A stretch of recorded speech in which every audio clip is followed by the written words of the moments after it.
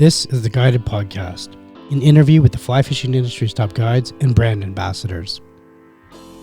On this podcast, we cover topics such as the guiding lifestyle, conservation, different fisheries globally, and gear and technology to improve your game. I'm your show host, Greg Keenan. Before we begin today's show, let's thank our sponsors. Scientific Anglers is the leader in producing the world's best fly lines for over 75 years. Scientific Anglers have set new industry standards with their SA Amplitude family of fly lines, both in technology and performance. See the difference for yourself today at scientificanglers.com. Show your show support and follow us on Instagram at Fly Fishing Insider Podcast. Now let's begin.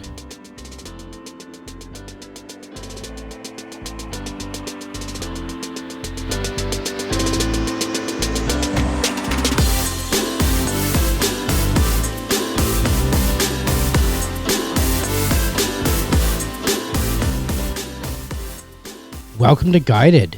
Today our guest, Chris Willen. Chris, welcome to the show. Hey Greg, thanks for having me on, man. Yeah, pleasure as always, for sure. So, Chris, now you're based out of Wisconsin, and you're must be coming to freeze up over there. I'm not sure. I know I'm in Canada here, so it's getting a little bit cold and things are happening. But tell us what's going on out there. What are you guys fishing for and guiding for right now? It's musky season and we're in full swing. September, is go time.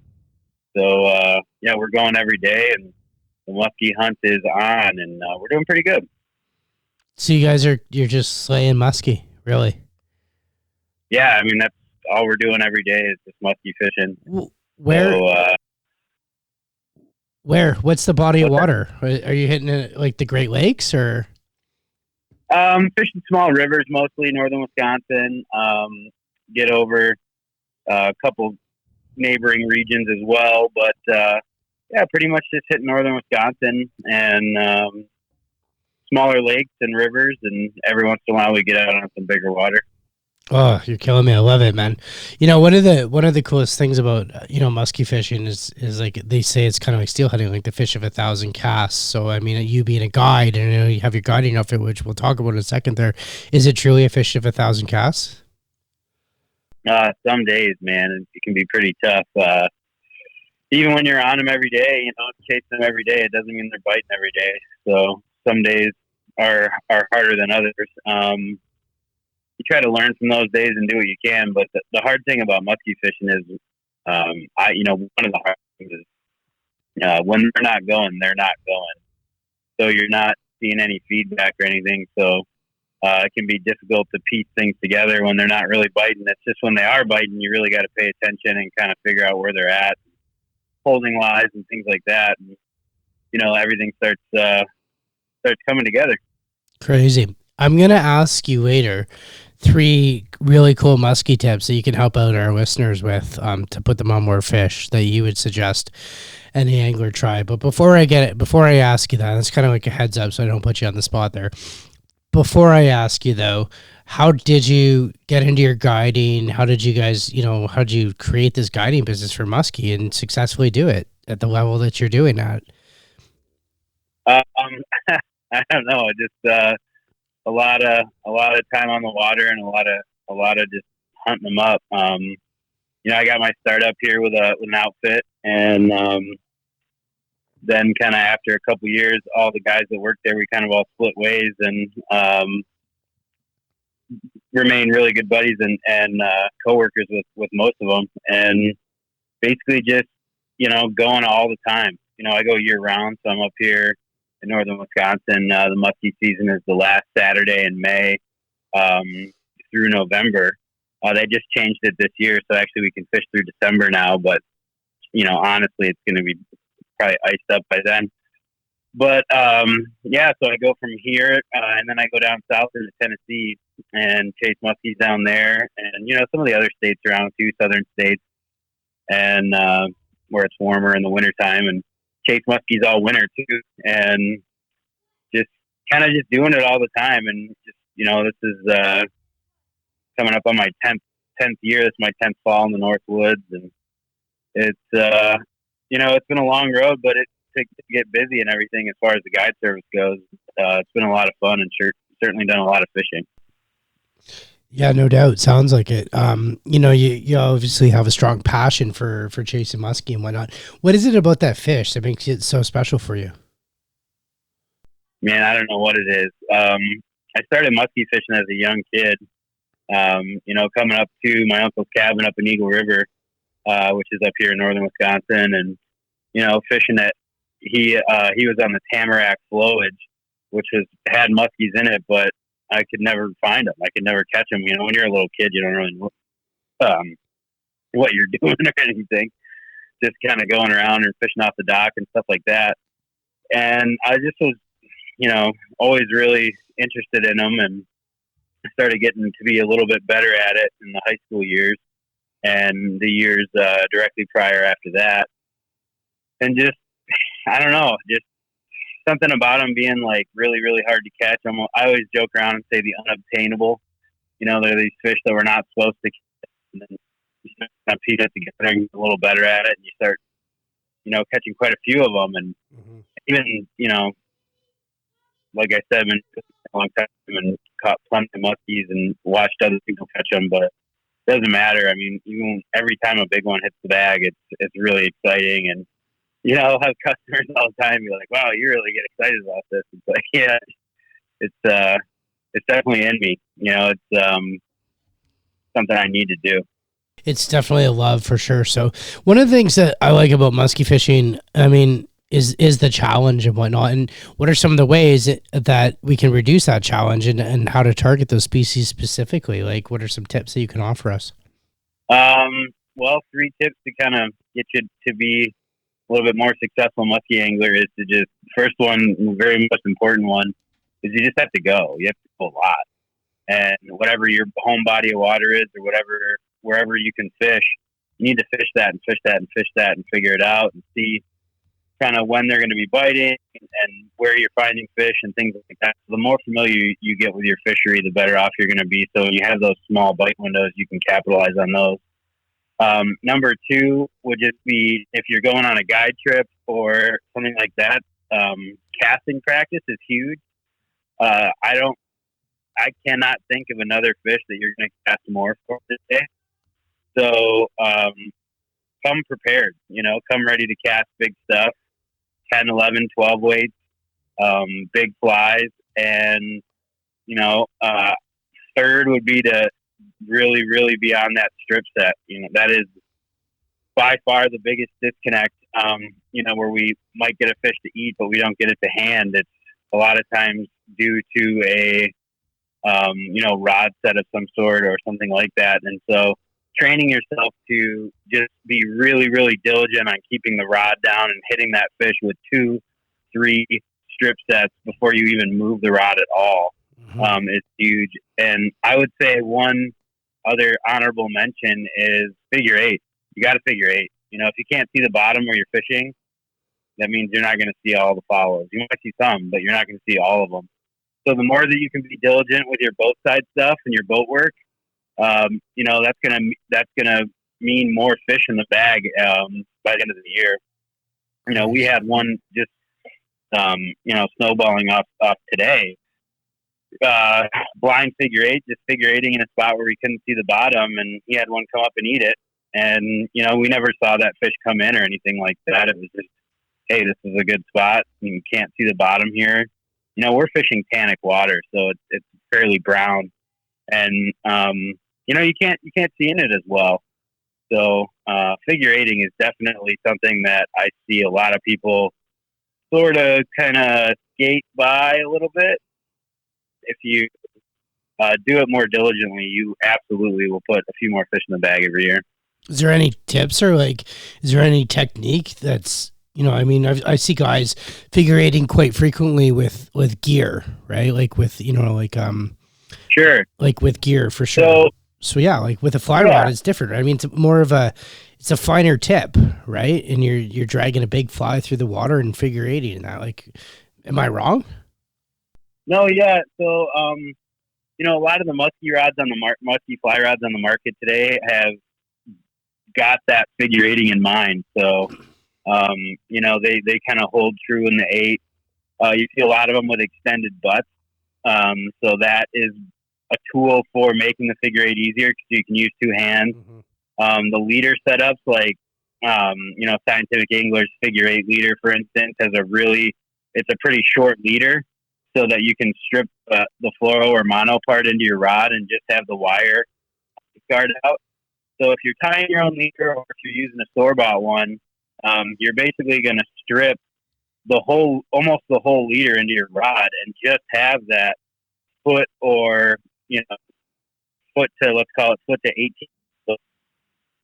Preferably wire. Some people still use heavy fluorocarbon, but I would suggest to use wire all the time when you're fly fishing, just because they inhale the fly a lot. And I've seen 80 and 100-pound fluorocarbon get bit off on the take many times. But anyway, you just want to strip pretty much to where you have that wire, only the wire out of your rod.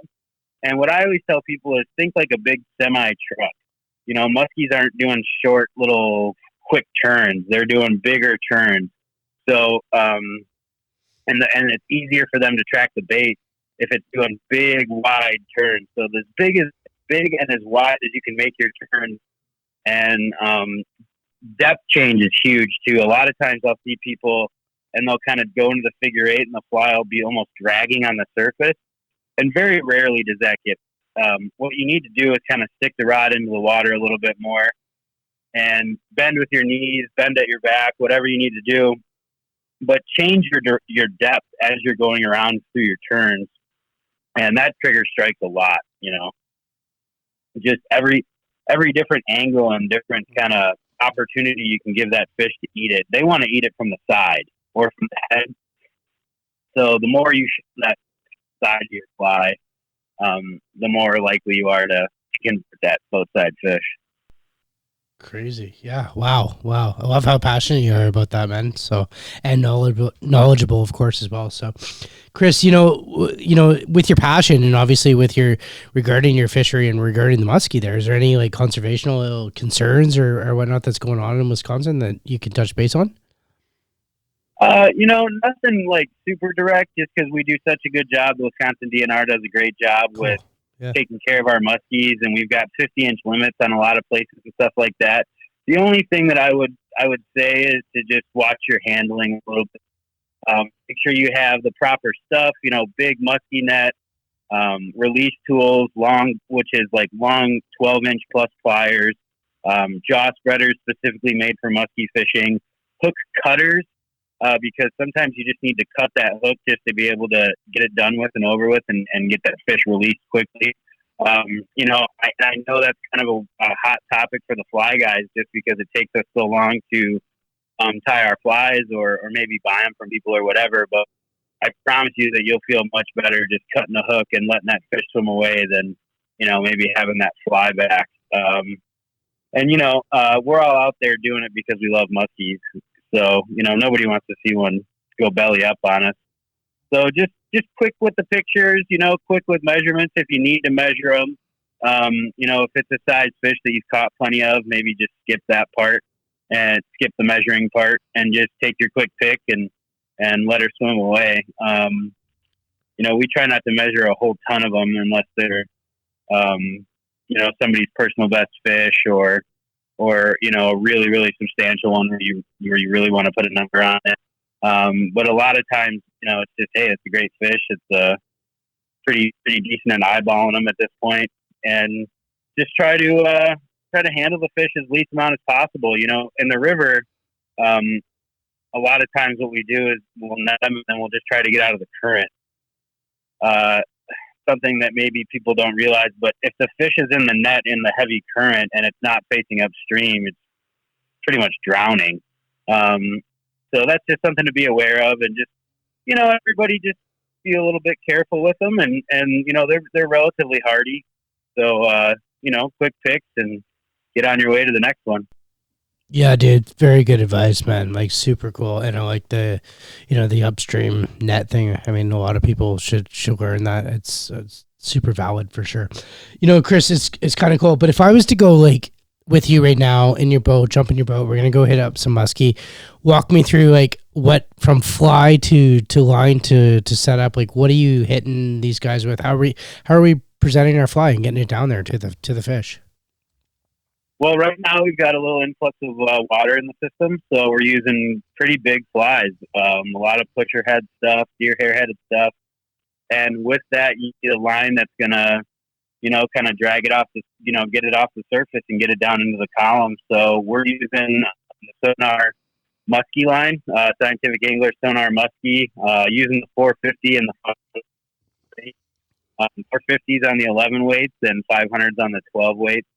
And also using, depending, what we'll have is the reservoirs will start dropping, water out, and we get a lot of water in the river systems, and then we might have to switch to like a Scientific Angler's triple density with a little bit thinner running line and maybe a little bit faster sink rate, like a 357 sink rate, or even the intermediate 3.5. Will cut through some of that kind of quicker, deeper water a little bit faster. But most of the time, general, like regular conditions, I really like that Sonar Musky for the river. It's got a floating running line and a 25-foot head. And we're not making like super duper long casts for the muskies, just because if you do happen to hook one on a really, really long cast, it's going to be really tough to actually get them hooked. So we stay kind of within that 50 to 65 foot cast range, kind of on the long end, and even sometimes as short as 35 feet, just depending on what's around the river and how wide everything is. So 25 or Think 25 or the Sonar Muskies really load up nicely with a short cast and everything. So those are good. Leader setup, running a pretty basic leader. I run a 40-40 leader most of the time, so a 40-pound fluorocarbon to the 40-pound absolute Scientific Angler 7x7 tieable wire. And I Albright that to my fluoro, and then I perfection loop onto my fly with the wire. A lot of people always want to know how you do that, because the wire can be tricky to tie with, but that's the best setup I found. You can also do a loop-to-loop setup if you want to do that, depending on how you store your flies. If you have room to have, a 12-inch wire leader on your flies in your box, that's cool. Makes for quicker changing. But I really like the Albright to perfection loop. It's really clean. You can strip it into the rod if need be. And if you need, like if you get a fly hung on the bottom or something, you can strip right down to that fly and maybe give it a little gentle poke and get it off, get it unstuck. The rods I'm running are G Loomis IMX Pro M 11 and 12 weights. Those are musky specific rods. Every major rod company pretty much now has a musky specific rod. So pick your rod brand that you like a lot. The G Loomis ones, I just feel like I have to say I helped design those, and it was a 2-year process. And, we really went through a lot of stuff with that to make sure they were 100% the right tool for the job. And then the SA Musky line was kind of in conjunction with all that. One of the guys over there, Gabe, one of the local reps in our area up here, works for Scientific Angler, and he was a big part of getting that line off the ground. So it's a pretty cool deal. We got, it's a lot different than when we started musky fly fishing. There's a lot more stuff for us now. Yeah, man. I'm gonna jump in here. I'm gonna cut you off and jump right in and ask you, because there is a lot more going on, and you've designed rods, and there's a lot more focus on this fishery, right? The technology and the gear has changed. Like, talk about this rod. Like, what are we looking for in a musky rod? Like, I know you said you designed a rod, but I don't want to leave it at that. I want to know, like, if a consumer's out there, like, and they're like, hey, I want to fish musky, like, what are we looking for? Sure. So, like, one of the things that kind of you talked about earlier was figure eighting with a fly rod, and how, that creates, with the fly rod, what I would use the term as folding or bending too much when you're trying to stick half of it in the water and swirl a big figure eight. So one of the things that we wanted to do is make sure that the rod held true in the figure eight. So that was one of the things, one of our main deals. The other like really main thing, and what I talk about a lot, is the AFF, the type. I want to be able to cast one of these rods as well at the last spot of the day as the first spot of the day. And I want my customers to be able to fish hard all day, 8, 9, 10 hours, and still feel like, that last spot of the day, they can push out a couple more casts and get a few more, because the only thing that puts muskies in the boat, man, is just a lot of casts. That's right. So, that was a big thing. And then, kind of to touch on the handle of the rod, you'll notice that a lot of musky rods have an extended butt, and the G Loomis, for instance, has an extended foregrip as well. So does Blaine's TFO ESOX rod. And what that's for is we don't do any casting over the boat with musky fly fishing, just because it's too dangerous. The hooks are too big, and you're doing it so much that there's no, you could drop one cast and all of a sudden I'm getting hit in the head with a 5/0, spinnerbait hook, which is bad, or your buddy in the back of the boat, or vice versa, your buddy in the front of the boat. Mm-hmm. And so big hook, yeah, do a lot of backhand casting. So that's why that extended butt is there, and the extended foregrip, so that you can kind of brace that rod against your forearm and kind of put that fighting butt into your elbow, and you're going to kind of come across your frame with those casts. And, I always joke around and say fly rods are 9 feet, use the whole 9 feet. And what I mean by that is keep that rod tip pointed away from you on the backhand. So you see a lot of guys that want to come in on that last cast when they go to shoot it, and they want to come in tight to their body and come over their head with that fly. You don't need to do that. You can keep that rod pointed straight out and zoom them out just as well, and then everything's a little bit safer. A lot of material and a lot of iron on those musky flies. Oh, you bet. Yeah. Have you ever been hooked? Oh, many times. By clients or by yourself, or both? Both, yeah.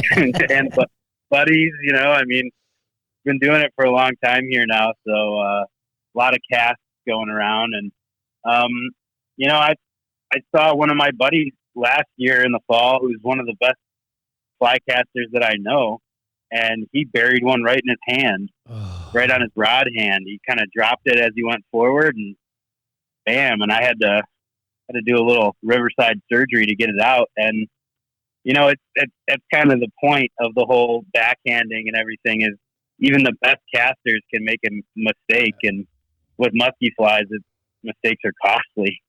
Yeah, I'm glad you brought all that up, man. Because it is a different rod. It is a different way of casting, and this is why I intervened and had to jump in, because it's so different. But yet, it's a special fishery. Do you know what I mean? Which is really cool. Which is what makes it cool about that. So no, that's awesome, Chris, for sure. So, what else you got going forward for us? You got any trips coming up or anything that we should know about on the radar? Man, I'm pretty one track this time of year. I'm kind of laser focused on this month and the early part of next month. I'm guiding pretty much every single day. So muskie season this is my favorite time of the year. It's kind of my Super Bowl.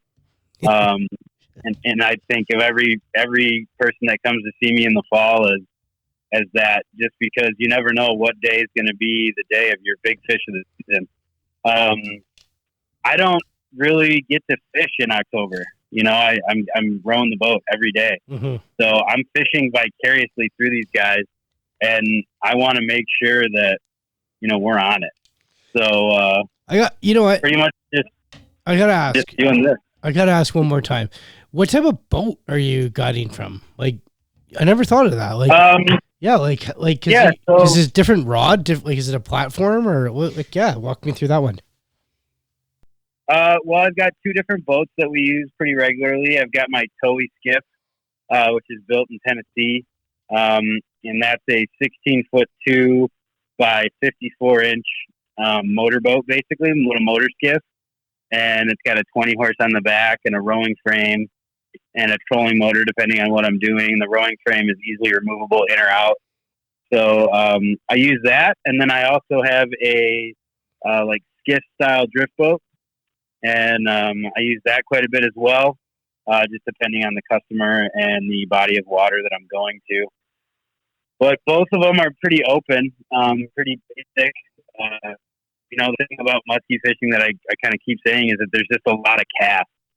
Mm-hmm. So the most basic boat that you can have with the minimal amount of hang-ups and stuff to get in the way, that's key.